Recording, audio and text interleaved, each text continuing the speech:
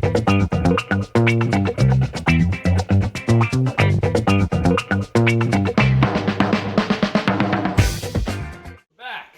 It's episode 21 of the Nerdy Cool Dad podcast. Didn't post an episode yesterday because I had my, to be honest, I was kind of hungover. Monday night, or Easter Monday, got a little out of hand. Had a couple drinks. And, I just didn't feel like doing it. And I had my cool, at least I thought it was cool, my bagel recipe video. So I figured that would kind of hold you over in case you really needed to hear a little bit of the old nerdy cool dad in the morning or afternoon or whenever I posted that. Hoping to do a couple more recipe videos as we go. Stuff that isn't just related to baking. And you'll have to just see what comes out next. As you'll probably notice, I'm at a different angle than normal. I switched my desk over to the window over here. Let me show you a little sneak peek there. It's kind of horrible. I'm on a monopod kind of thing here. It's like a bendy arm. Is that good? Yeah. Just switched over. My wife was by the window, and she's not really working in her office right now during COVID-19, so I figured it was a good opportunity for me to use it and to get a little sunshine while I'm working. Maybe even open the window. We'll see. Not sure. Since, what day is it? Wednesday. Yeah, I forgot about yesterday being Tuesday. Normally I do like a No Tech Tuesday, but I forgot it was Tuesday until about 10 o'clock at night, and I had already watched a number of shows, and was playing Zelda. So here we are, right? I did finish Tiger King yesterday, and it's pretty bizarre. Funnily enough, I thought there was one more episode, so I wasn't taking everything in as like a wrap up of the series, or if it is a series wrap up, I don't know. It looks like there could be a lot more to come with this court case and all that, so should be interesting. Looking forward to potentially a season 2, but we'll see. If there isn't, then it is what it is, and I'm happy enough at this point that I got a good amount of entertainment out of it. I mean, I already touched base on this the other day, but it is super bizarre. So happy to have that in my life right now for some reason. But a couple other things I did want to discuss today. COVID-19 round 2. So as you've probably seen in the news, I think it's Japan and South Korea are both talking about the fact that some of their, people that have been marked as recovered are coming down with symptoms again. So that doesn't really surprise me. I mean, I don't know that many people that have contracted COVID-19. However, my understanding is it's not something that's just like, in and out, like you get sick and then it goes away. It seems to be something that lingers for a while. But to kind of test positive for it again after you sort of recovered is super interesting. Maybe it's something that is more long term than we're aware of, and if that is the case, it's even scarier to get than what you might have thought. And a lot of the stats we're looking at are, not as accurate as we thought. I mean, at this point, I believe we ticked over 2 million cases worldwide. I expect that to probably hit, I'm going to say like 3.5 million worldwide. We'll see how things go, but I don't know. I'm hoping, obviously, I think we're all hoping for the best, but I got to be realistic at the same time. So yet to be determined, but we'll see how that how it all pans out. Biggest news in Canada is this whole scandal, my goodness, of Trudeau. How could he go to his cottage? And Andrew Scheer, shame on you for going to BC on a private jet. I mean, fuck off, everyone. If that's what you need to post online because you have nothing better to do, like, find a hobby. Who cares? We got way bigger things to deal with. If you're going to gripe about your prime minister going to a cottage, and I don't even know the reasons. And really, the only people posting about it is Sun Media, or like Canada Fox News anyway, so I don't know that they have credibility for it. I don't really care. I've got way bigger things on my plate than to be complaining about our prime minister going up to his summer house or whatever the hell he is doing. And then Andrew Scheer. I didn't even know Andrew Scheer was popular anymore. I thought he got removed. I thought he was being removed from the Conservative Party as their leader. I don't know. That's sniveling little rat. I don't even care. But I don't know. Get on with your lives, people. We've got more important things to deal with, like all these people dying, right? I think that's a little bit more important than worrying about your leaders or whatever going wherever they went on the weekend, the Easter weekend. I don't know. Again, I don't care. We need to worry more about how many tests we're administering and the delays on getting test results and what's happening in your local areas and what you should avoid, what you should not avoid. And, I've seen a lot of people, now the biggest thing is, I want to go to my cottage and I should be able to do that. And yeah, you think about it, and I see a lot of posts like, this is okay, and like a bunch of people at a shopping center, and this is not, and someone, at a campfire on their own. Okay, so what you have to understand is the average person going camping or going to their cottage isn't going to pack up everything and go straight up to the cottage. They're likely going to make several stops on the way. They're going to stop at the local LCBO. They might stop at the local Tim Hortons or the McDonald's. And if you have COVID-19 and you're asymptomatic and you don't even know you have it, you pass it on to a small community who passes it along, and everyone in the small community gets it, and they don't have the infrastructure to deal with it. So that's why you're not allowed to do it. Or no, you're not supposed to do it. I'm sure some people are anyways, but until stricter measures are enforced, then this is the way it is. It's just about being responsible. We all want to go to our cottage. Literally the last thing I want to do on a weekend is not go to my cottage or a cottage or go camping. But you got to do what you got to do.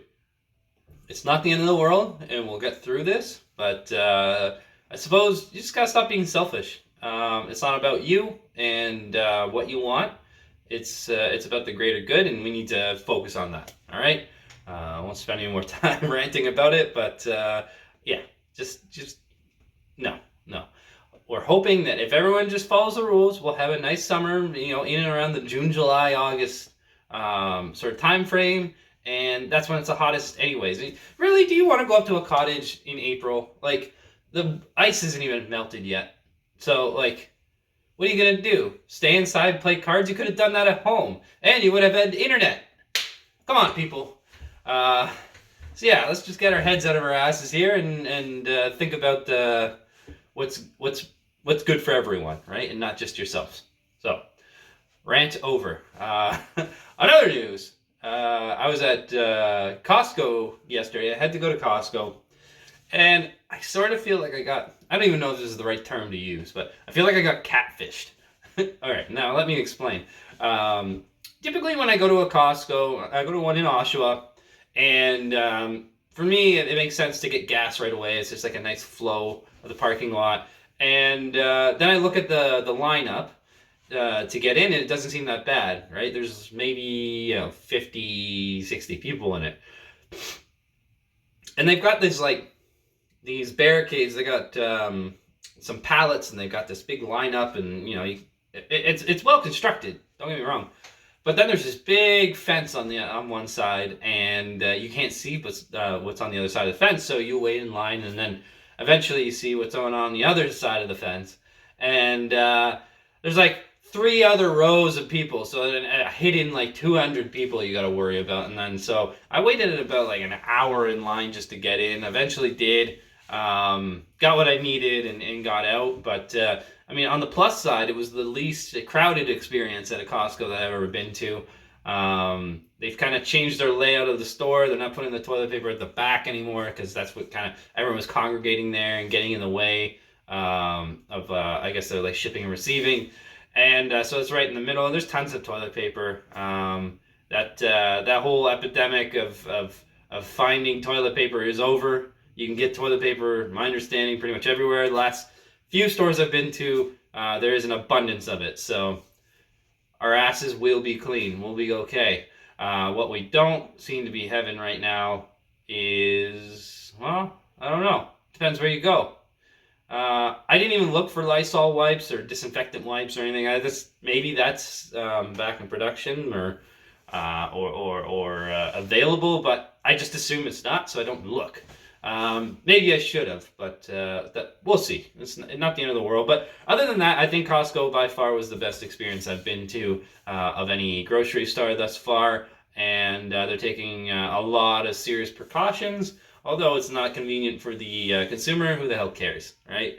They're doing it properly, and I commend them for their efforts. So, good job, Costco. Stay classy. On a completely unrelated note, I'm sure a lot of you, as a parent, as your kid gets a little bit older and they start using technology a bit more, they start doing, looking for content on their own.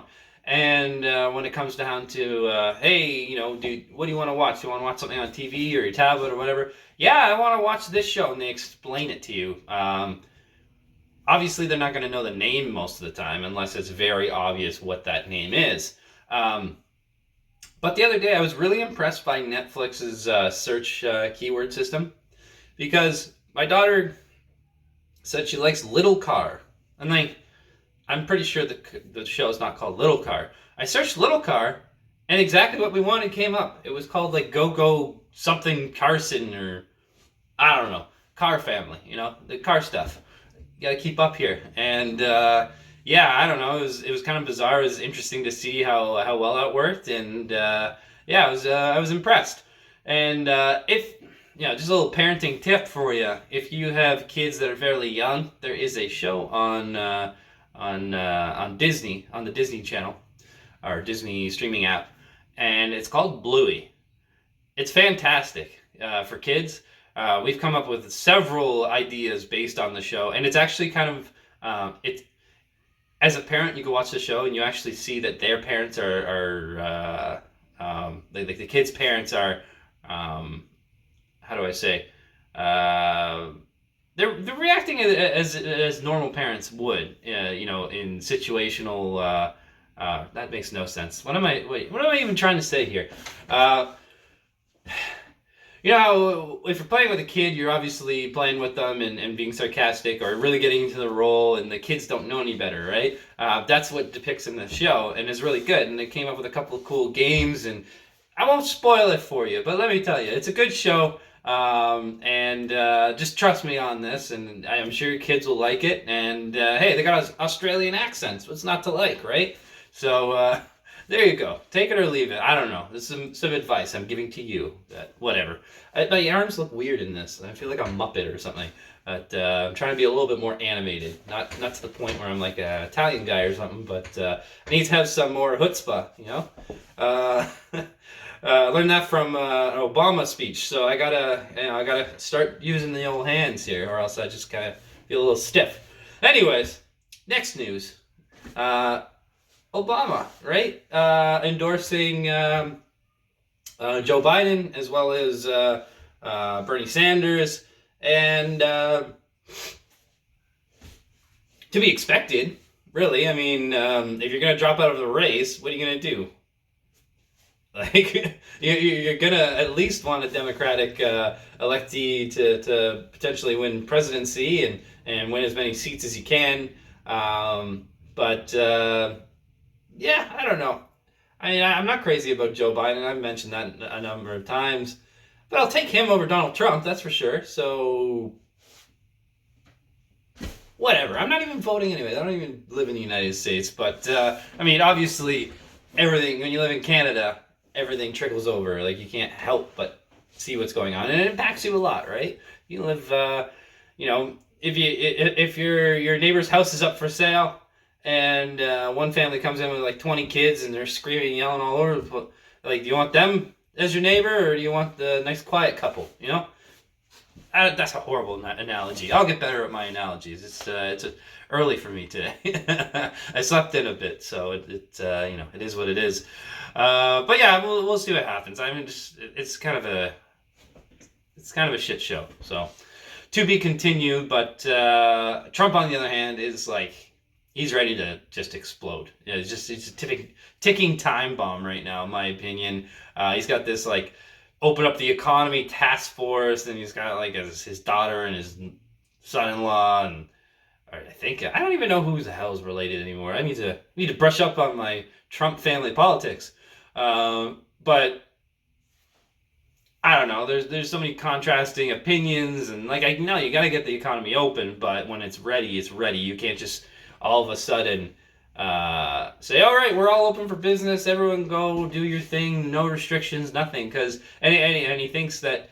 Or he claims that like he is absolute in his power, and I don't think that's necessarily the case. I mean, I'm seeing governors from different states sort of band together and create coalitions, and so that they don't have to listen and can make their own rules. And it's a lot more complicated in the United States of America, and I'll admit that I don't really know it in and out by any means.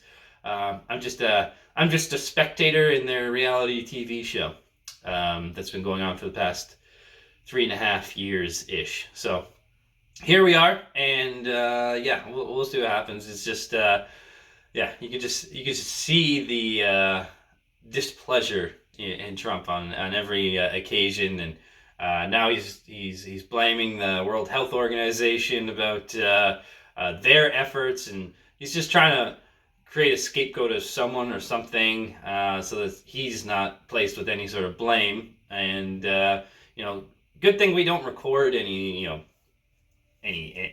old briefings or anything like that. It's not like he said that this wasn't a hoax, or that this would just magically disappear one day and delay things. So he's such an idiot. But this is what we're dealing with, and we'll take it one day at a time. Outside of politics, I don't know. My life is what it is. I got really nothing too exciting. Pulled up my shoulder. I haven't been able to do burpees all week. Look at me. It's a mess. I was sanding. I was working on a project on the weekend. I had a palm sander, and I had to take apart this bench, and I sanded it all. My wife helped as well. Excuse me. But yeah, I totally pulled up my shoulder from too much activity, and I was trying to do my burpees on Monday, and it's pretty painful. I mean, sleeping last night was challenging. Luckily, when I was at Costco, I got like a muscle relaxant with acetaminophen, which is great because most of like your Robax and stuff like that all has the ibuprofen, which you're supposed to avoid right now. So I was happy to get it, and I paid like $11.99 for 2 giant bottles. Like, I go to the Shoppers Drug Mart and pay $11.99 for like 6 Robax. So what kind of bullshit is that? I got like 180 of them for like $11.99 at Costco. So I don't think, unless I'm in a bind, I don't think I'll ever buy drugs anywhere but Costco now. So it's so weird how the pricing can be so different. I mean, at the end of the day, it's literally a muscle relaxant and ibuprofen or acetaminophen. And it's annoying because when I was like really broke at one time, I pulled out my back and I didn't want to pay for the Robax. I asked the pharmacist, like, can you just buy muscle relaxant so I can just mix that with some Advil and I'll have my Robax solution ready? And you're not allowed to. I thought this was a free country. I thought this was Canada. Apparently not. On that note, I'm out. Have a great day, and don't forget to stay the fuck home.